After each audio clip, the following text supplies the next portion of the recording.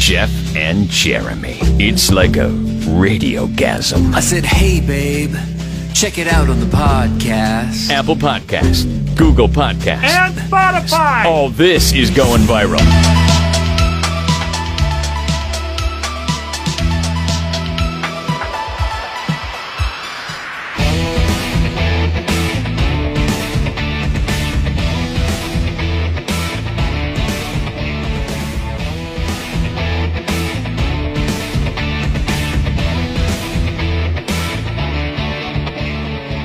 Have you had a pandemic dream during any of this process? No, I can't say that I have. Like, what? Like somebody's yelling at me to put a mask on or something? Those are the kinds of things that people are suffering from. Oh, I bet they are. Right now. So abused. Terrors and stresses of pandemic during our waking hours have infiltrated our sleep for nearly a year now. This is something that has been affecting people.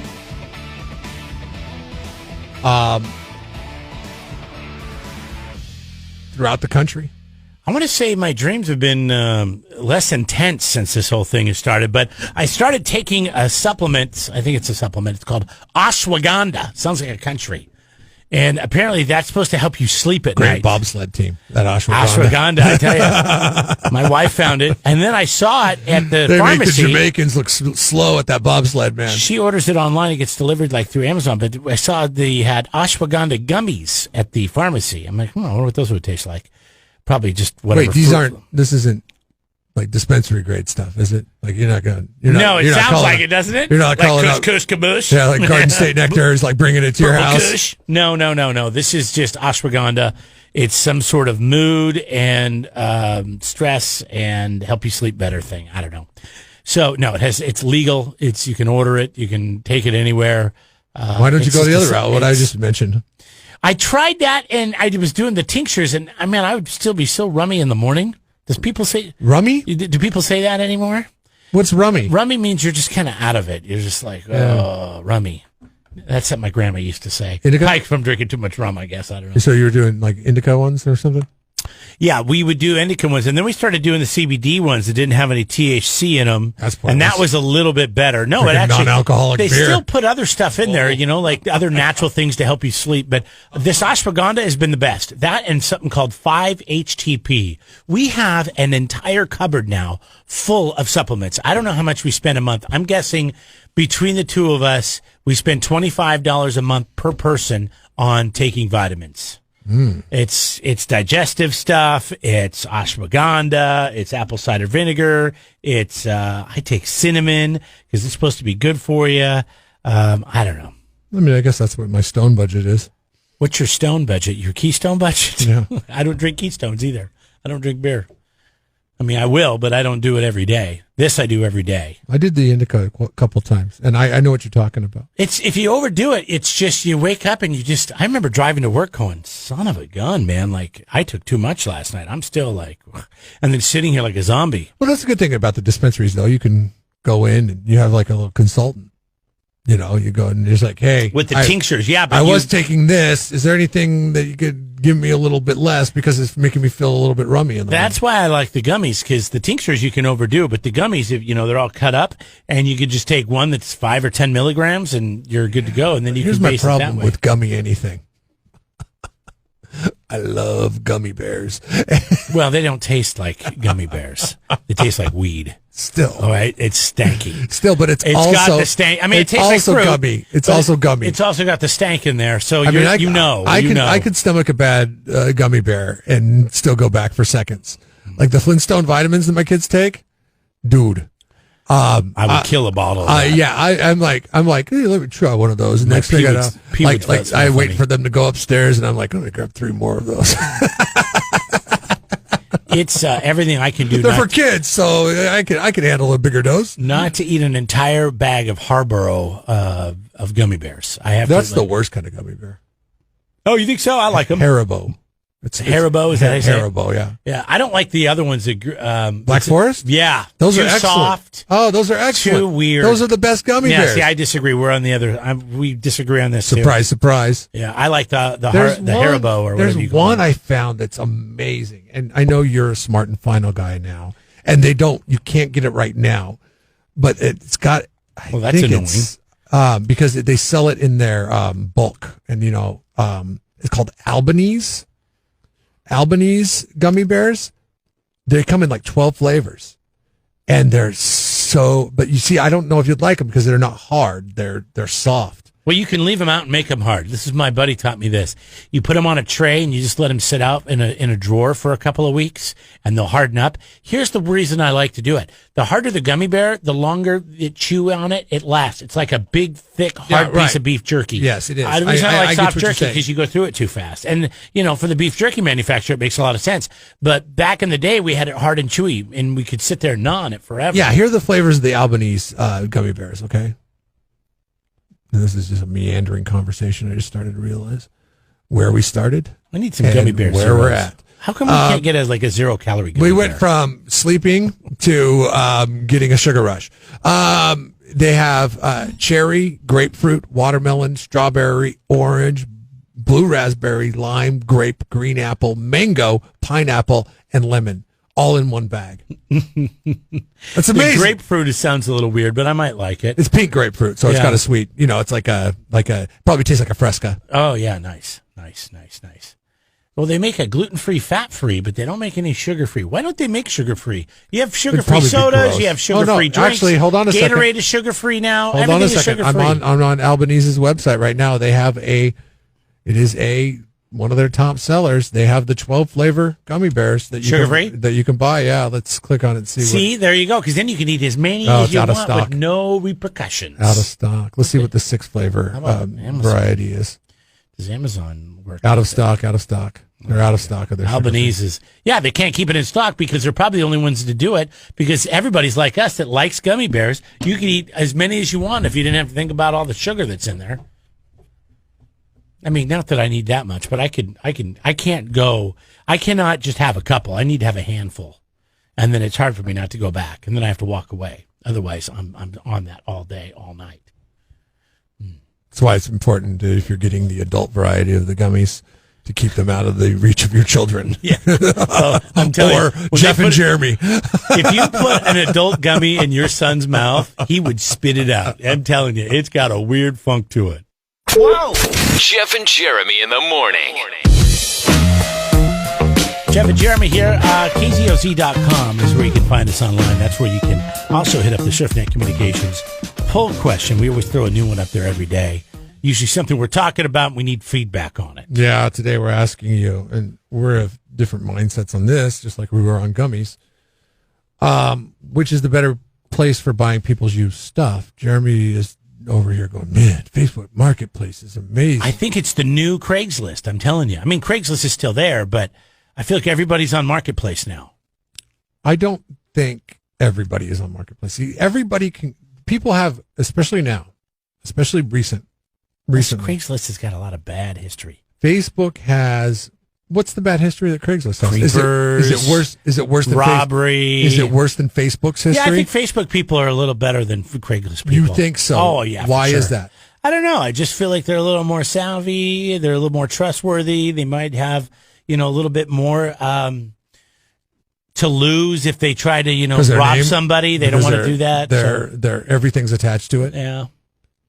Everything, yeah. I know. I'll tell you this. I had a friend who... Plus, you could share it on Facebook. Everybody's who got his golf club stolen from his car, and he was some weeks later. He was cruising Craigslist, and he looked down and he said, "Oh my God, those are my golf clubs." Yep. So but no accountability on Craigslist. I mean, yeah, you had to have an email address. I've sold stuff on Craigslist. Great. Before. He met the guy. Oh, he went and met the guy. He said, "Hey, I'm interested in those golf clubs you're selling. You want to do it?" He called the police. Did he bring his 9? He called the police, and he said, "Hey, I know that these guys stole my golf clubs. Could you be at this area where I'm meeting?" And they said, "Yeah, if they're stolen and you've registered stolen and you think you found them, yeah." So I could go down there and meet him. They did a sting, and he was able to get his golf clubs back. Over a set of golf clubs? I didn't know the police would work for you like that. If you give me my golf clubs back, I won't press charges. and the guy gave him his golf clubs back, and the cops were there, and everything went. If I'm a cop, I'm pissed. You wasted my time. I came down here to arrest the guy. But that's their job, is to uphold the law, not to make sure that was a safe transaction. Meet a quota. I mean, safe transaction of getting some clubs back. He's protecting the public because he was like, hey, I'm going to confront this guy that stole my clubs. I get that. But at the same time, if I'm a cop, I'm like, hey, dude, come on, let's write this bastard up. Let's take him down. That's why you're not a cop. No, the problem is the cop doesn't want to do that because I know cops, and it's a lot of paperwork. Yeah, exactly. Next thing you know, they're 2 hours They signed up over to the chase time. people, not do paperwork. And then do more paperwork than chase them. Jeff, Jeremy here. We're talking about our poll question, Facebook Marketplace or Craigslist. What do you like to sell your stuff on? What do you think is better? And I guess if I put that question up on Facebook, it would be probably one-sided. I don't think so necessarily. Because it's a Facebook world. Well, I know, but I mean, obviously you're preaching to that choir, but you can't put that question up on Craigslist, so that's the fault of Craigslist at that point. I just believe that I feel like the prices are better on Craigslist of people's used stuff because it's just people trying to unload stuff, and I feel like the majority of the time where we live, it's on the up and up. I'm sorry. What are you saying? I'm on Craigslist Marketplace looking for a new camper. Craigslist or Facebook? Did I say I meant Facebook? Craigslist. I said Craigslist. See, I can't do two things at once. I apologize. Let me put the phone down. I'm on Facebook Marketplace looking at a camper. And you people that have your pop-up campers that think you're going to get $5,000 for them, get over yourself. And this is my point exactly. All right. On the Facebook. The Facebook, I feel like the prices are price gouging higher for whatever reason than they would be on Craigslist for a comparable item. Is the same thing we hate about Facebook, and that is that it tracks what we look at, and so it puts together a list. So I'm on here, and like I don't need any fishing stuff. But look at this. I got a bunch of Abu Garcia reels right here. I got some swim baits here. That's what I love about Craigslist. They're not tracking me. But I like that because I'm like, ooh, that is a good deal, and I could use that. I didn't even realize I needed that program on my computer that tells me like how bad a website is tracking me. Ooh, I want to get that. Like how much? It's called Ghostery. It's free. It's called Ghost what? Ghostery. Oh. And there are exactly 0 trackers when you log into Craigslist. You don't even want to know how many trackers there are when you log into Facebook. It's scary. Well, what are they looking at? I mean, I don't care. Whatever. They're looking at your information to try to suggest you to sell stuff. Here's a beach condo for rent. No way. It's only $1,150 a month in Pismo. It's one of those new townhouse-looking ones. I don't know how many bedrooms. Month? No, that's a scam. That's a week, dude. Is that a scam? No, it says a month. That's a scam. It says right here it's $1,150 a month. No. Pismo Beach. No. 3-story condo, 1 bathroom. Suckers born every day on Facebook. I'm moving in, dude. That's I'm what gonna save some money. That's what I'm saying right now. Tell my landlord I'm giving him a 30-day. Craigslist. I got to move downtown. Oh, there's no garages. There's a sucker born. There's a sucker born every day on Craigslist too. There's so many scams out there. That's the problem with both of these. Which one is more safe? Is it Facebook or is Marketplace or is it Craigslist? I think for the consumer and for the seller, it's probably Facebook because your profile is attached to what you are selling. See, it knows I like wine. Here's a wine cabinet. I wasn't even asking for wine. Look how custom that is. That's nice. Yeah, that's great. If you want, if I was on Craigslist, I'd have to go find that stuff. If you want Menlo Park knowing that much about you. Who's Menlo? That's where Facebook is. Menlo Park. That sounds like a fancy neighborhood. I'm sure it is now. I don't know if it was before Facebook moved in. 805-543-3693. I have nothing to do with the Bay Area. What do you have more luck on, selling stuff through Facebook and Marketplace or Craigslist? So I had a manual trailer dolly. And what that is that's something that I used to move my boat around with till I got a bigger boat and I needed to get an electric one that really bothers the neighbors if I pull my boat out before 7. But the old one, I was like, what am I going to do with this? This is a very niched crowd of people that would want to move a trailer, and they would use this to do it.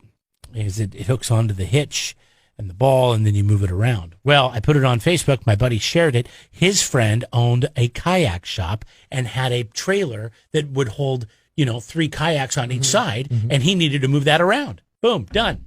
Yeah, because it's light. It's not heavy. He made me an offer. I said, hey, I'll even knock off another $25. You pick it up tomorrow. Done. So, but if it wasn't for the social media aspect of it, I wouldn't have got done. That's why I like the Facebook. Anyways, it's our poll question today, brought to you by SurfNet Communications, the leader in rural broadband internet. Hit the link. Find out more about SurfNet Communications. Go to kzoz.com. Whoa! Jeff and Jeremy in the morning. Jeff and Jeremy here. We're online at kzoz.com. Our podcast is Jeff and Jeremy in the morning. It's on all the major players like Spotify, Apple, Google, and so on. Just search it out, Jeff and Jeremy in the morning. How much did you pay for your dog? I didn't pay anything, but my parents paid $3,500. For your dog? It was a gift? It was a gift, yes. When Tank died, they insisted on it. I said, you don't understand. We got Tank God, from your parents are rolling. a humane society. Now I know why you don't work hard. And why would you say it's so rude? I'm just saying. You know I work hard.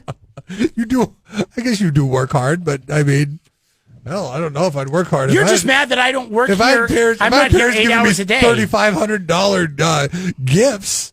I'd be like, well, I know there's something in store for me later on down the road. Listen, they don't have any grandkids, Jeff, so it's not like they're rich. They're not. They're retired. They're on a fixed income. That's true. All the money that used to go towards me goes now to my grandkids. Right. Or to their grandkids, to my kids. Yeah, they're not buying grandkid stuff, none of that stuff. They really wanted to do this. They got literally, like, in the span of 3 years, they got 6 grandkids. So I understand why I get no money now. And I hate talking about it because it's a lot of money and I don't agree with it, but I really wanted the breed.